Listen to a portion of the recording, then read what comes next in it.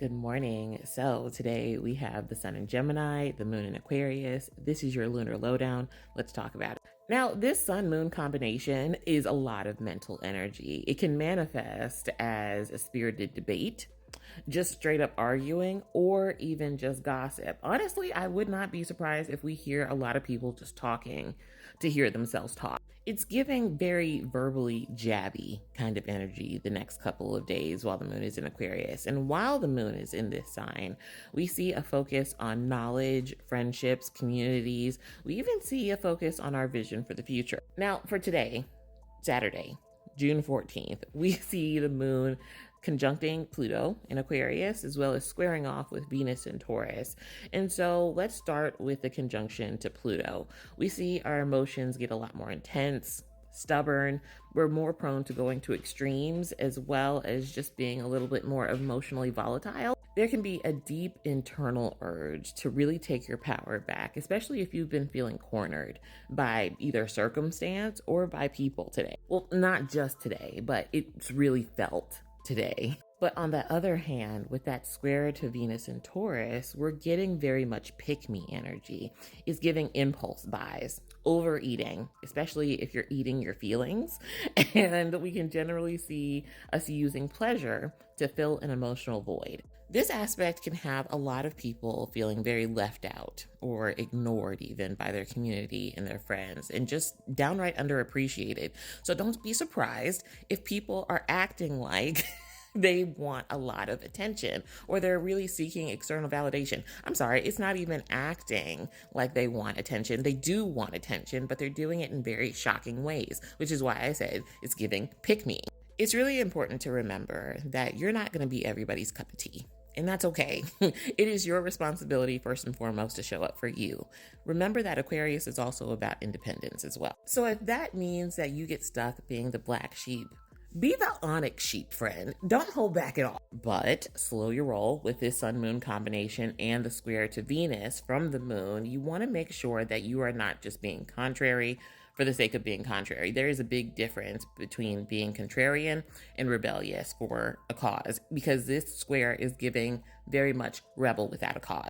Now, I don't want to make it sound like the moon-Pluto conjunction is all bad. It can have its ugly sides, but what we can see is that this energy is really productive if it's being used correctly. We can really get fixated on removing the things that are not working for us in our life anymore, whether that's a person or a circumstance. However, it can lead into obsession, plotting revenge, manipulating outcomes, or just emotionally spiraling if we are the types to really want control of things. I.e., try not to let fear drive your actions today and tomorrow as well, because we haven't even gotten into that. One last thing about today, we see the moon not only conjuncting Pluto, but also making a sextile to Saturn and Aries. This can create a situation where there's a lot of mismatch intensity when it comes to communicating with others. In general, this conjunction plus the sextile can create a lot of emotionally mature and very cool, collected kind of energy. But when we're talking about conflict, it's giving very much one person is screaming and the other person is like, I'm sorry you feel that way. Go on, which can be maddening to the right person. Now, at its best, I do want to point this out. That sextile does create a bit of mismatch energy, like we said. But the person that is responding in that way, that's almost very emotionally cool, they're doing that more from a place of, I'm not going to meet you up here, because if I meet you up here, then all of this is ending in hellfire. And so instead, I'm going to stay right down here emotionally and just let you do your thing, express what you want to express, and then we can maybe talk about it at a more objective and detached time later. It's more strategic, is what I'm saying.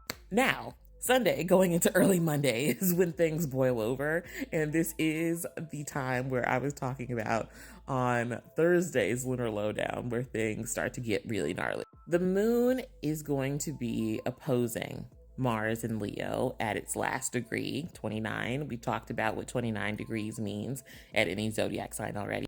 And then it's also going to be squaring up against Uranus and Taurus at the same time of this opposition. And so you should totally expect the unexpected, but also expect emotional blowups, surprise confrontations, or defensive reactions. When the moon is in Aquarius, a lot of times, especially when it's squaring up against its modern ruler, Uranus, you should expect emotional surprises, which can definitely spring you into emotional spiraling and action.